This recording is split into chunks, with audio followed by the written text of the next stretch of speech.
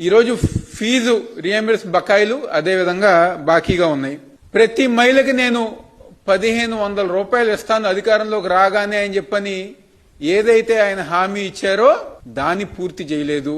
మా నిరుద్యోగ సోదరులు ఎవరైతే ఉన్నారో నేను అధికారంలోకి రాగానే మీకు నిరుద్యోగ భృతి ఇస్తాను అని చెప్పని ఏదైతే హామీ ఇచ్చారో ఆ హామీ గారు పూర్తి చేయలేదు.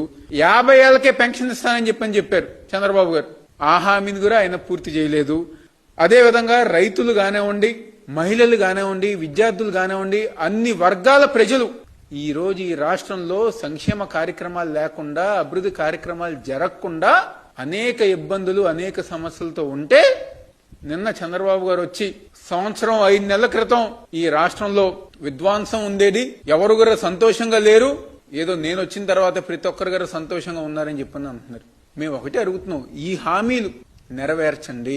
తప్పుడు కేసులు, అబద్ధపు కేసులు, లేకపోతే కొత్తగా సోషల్ మీడియా కేసులు అని చెప్పని ఈరోజు ప్రజానికాన్ని మీరు అందరూ గారు ఇబ్బంది పెట్టారు. అంటే వీళ్ళ పరిపాలన ఎలా ఉంటుందంటే అన్ని గార బలవంతపు బాగా రుద్దుతారు కదా జనాల మీద, ఆ విధంగా రుద్దుతారు.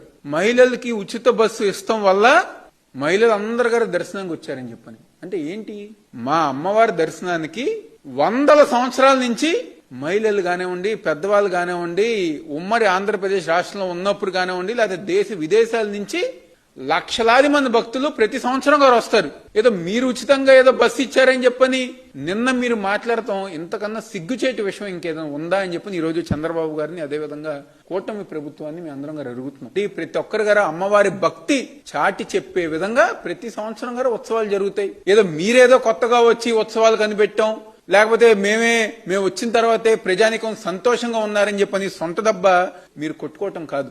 ఈ రోజు ఈ ఉత్సవాల పేరుతో మీరు కానివ్వండి, మీ ఎంపీ కానివ్వండి, విజయవాడ ఎంపీ కానివ్వండి, లేకపోతే మీ తెలుగుదేశం పార్టీ కూటమి నాయకులు కానివ్వండి పెద్ద స్కెచ్ చేశారు. దాన్ని మేము అడ్డుకున్నాం, దాన్ని అడ్డుకోవటానికి మేము ప్రయత్నించాం. ఉత్సవాల పేరుతో ఏదైతే మచిలీపట్నం గొడుగు వెంకటేశ్వర భూములు ఉన్నాయో దాదాపుగా 40 ఎకరాలు, ఆ ఆస్తి విలువ వచ్చేసి 450 కోట్లు ఉంటుంది. దాన్ని మీరు కాజేయాలని చెప్పి చూసిన మాట వాస్తవం కాదా అని చెప్పి ఈరోజు మేము అందరం గారు అడుగుతున్నాం. ఉత్సవాల పేరుతో ప్రతి అసోసియేషన్, రియల్ ఎస్టేట్ కానివ్వండి, మెడికల్ అసోసియేషన్ కానివ్వండి, హాస్పిటల్స్ కానివ్వండి, విజయవాడ నగరంలో హోటల్స్ కానివ్వండి, ఏ అసోసియేషన్ అయితే ఉన్నాయో దాని నుంచి స్థానిక ఎంపీ తన మనుషులు ఒక వైబ్రెంట్ విజయవాడ అని చెప్పిన ఒక సొసైటీ పెట్టి కోట్లాది రూపాయలు ఈరోజు వసూలు చేశారు. దాన్ని మేము వ్యతిరేకించాం. మీరు చేసే దొంగ వసూళ్లు, బలవంతపు వసూళ్లు,